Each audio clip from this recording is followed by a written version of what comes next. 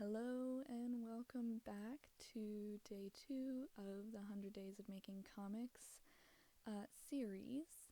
Today we're going to be talking about my drawing of the second main character of my webcomic. Her name is Thea, and so let's just get right into it.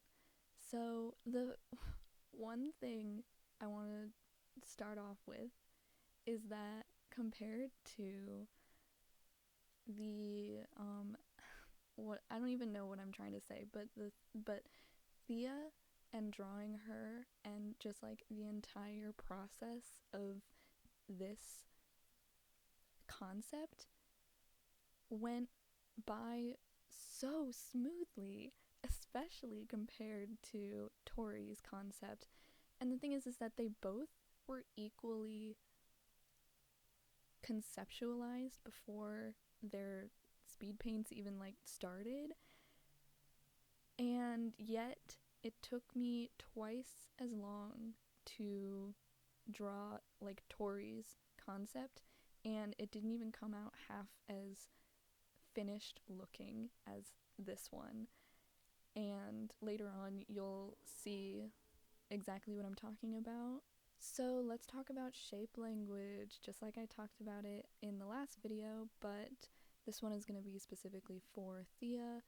And going into this one, I knew that she was going to be much more round, very much influenced by the circle part of shape language. And maybe that's why it didn't take me as long, or I didn't struggle as much drawing her, because with Tori I thought that she was going to be more triangular than she was, and she was definitely more rectangular, more square. And Thea, I knew she was going to be circular, but I didn't try to fit her into mostly circular. And what ended up happening is that her and Tori mirror each other in that they're both predominantly square, but Tori is more angular and Thea is more rounded. And since they are kind of counterparts to each other, that does kind of work out in my favor. I'm actually not that pressed about how this turned out. So maybe now like a little bit of backstory about the character. So Thea is a hunter. She isn't human. She is I call it a hellhound. That it's very likely that that name will stick, but essentially she is like a werewolf, in the sense that like she's half she, the concept of a hellhound is like half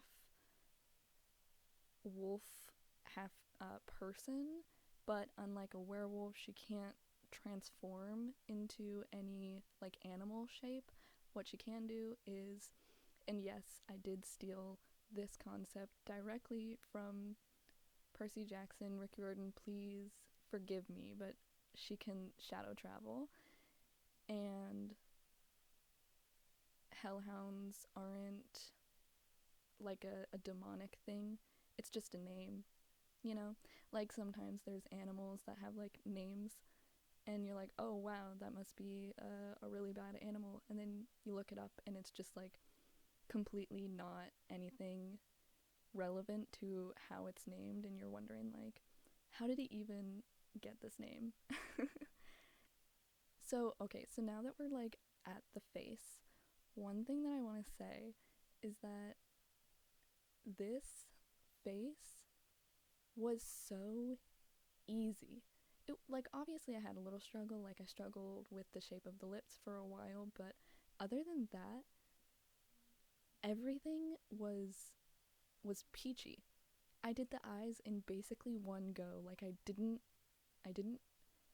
have to like do it over and over and over again like I did Tori's eyes. Like these eyes just flew out of the tip of my pen, and I had no say in it. You know, this entire process actually felt like I was possessed.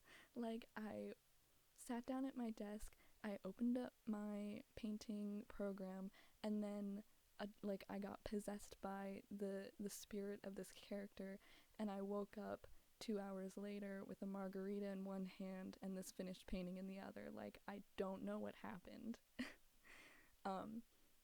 But it came out like, I honestly, for just a concept and for something that I didn't intend to look like a finished piece, it came out pretty neat, pretty finished, honestly, in the sense that it looks finished.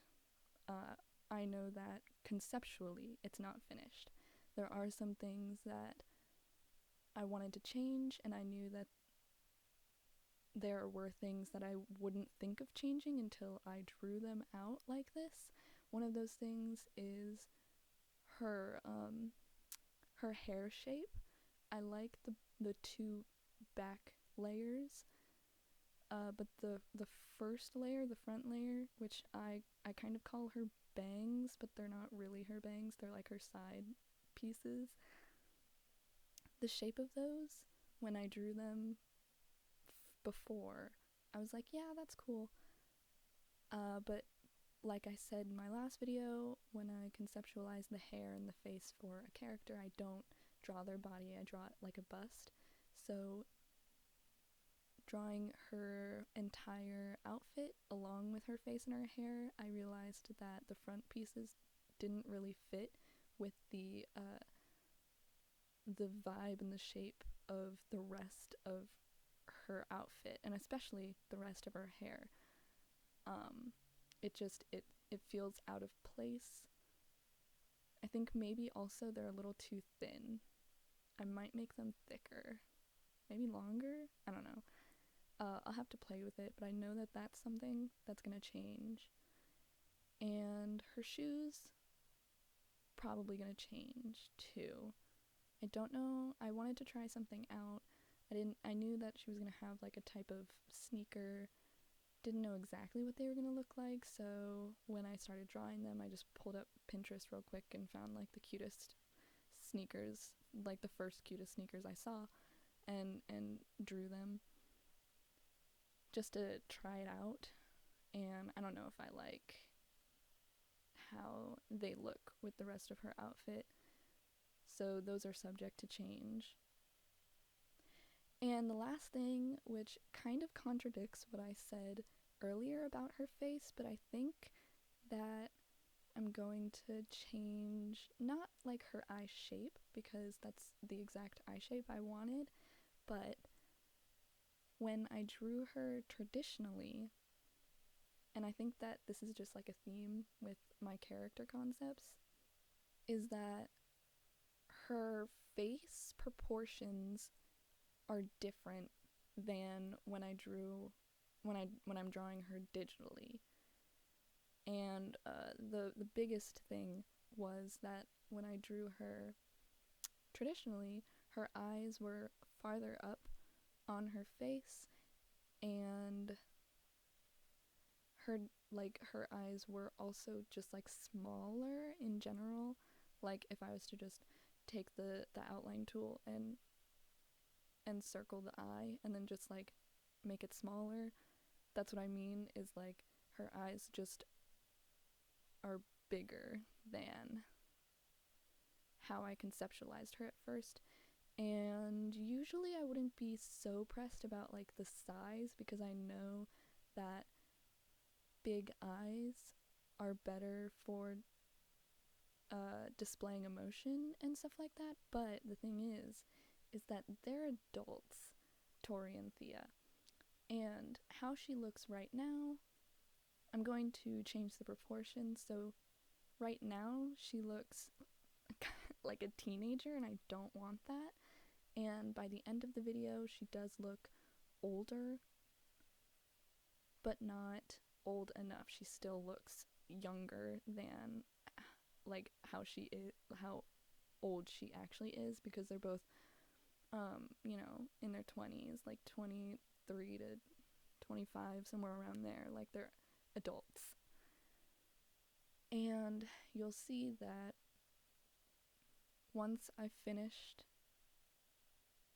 painting Thea's like value layers, I realized that she looks so much neater than Tori's, and so I just went back into Tori's concept file and I made a new layer, and I just cleaned up the lines essentially, because there were a lot of lines that were pretty sketchy, and so the clarity wasn't there like it is in Thea's concept, so I just made her lines more clear and stuff like that. And also, another big thing is that I fixed her face mostly.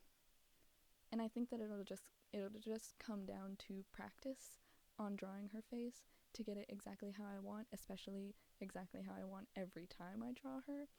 But this face that I draw on her in this video is way better than the face that I drew last video, way better than any of the eyes that I drew last video. It's much better. I'm more content with it to leave this drawing as it is, because